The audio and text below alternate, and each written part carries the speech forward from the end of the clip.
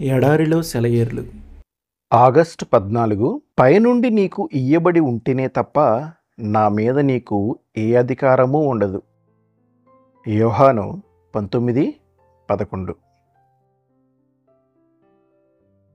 దేవునిలో నమ్మకం ఉంచి విధేయత చూపే వ్యక్తి జీవితంలోకి దేవుని ఇష్టం లేకుండా ఏదీ రాదు.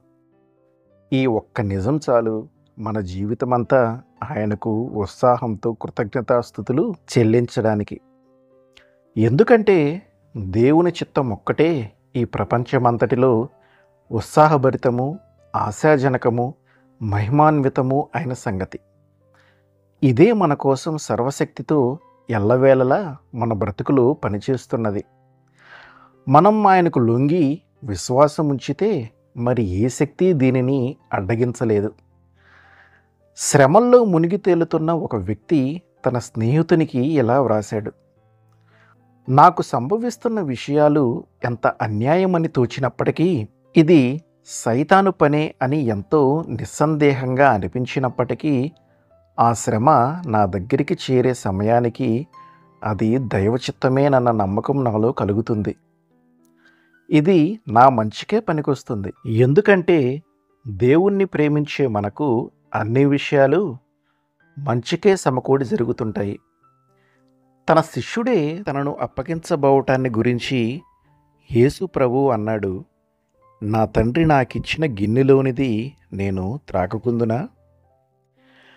మనం దేవుని చిత్తానుసారం నడిస్తే అందమైన జీవితం జీవించగలం.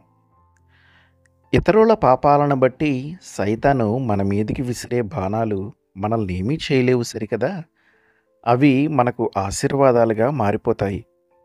దేవుని చిత్తమనే వృత్తంలో కేంద్ర స్థానం మీదే నిల్చున్నాను. నా జీవితానికి ఆధారం నా తండ్రే. అంతా సౌఖ్యాన్ని, క్షేమాన్ని అనుభవిస్తున్నాను. శోకపటలలు నన్ను ముంచినప్పుడు కారణం తెలియకపోయినా అది మంచిదే అని తెలుసు. నాకు విశ్వసిస్తున్నాను గనుకే ఆశీస్సులు అందుకుంటాను. ప్రేమరూపి దేవునిలో విశ్రమిస్తాను.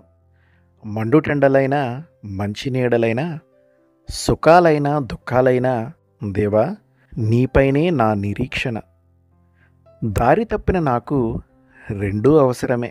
ఈ ప్రపంచంలో నేను నష్టపోయినదంతా పరలోకంలో లాభం పొందుతాను. ఆమెన్.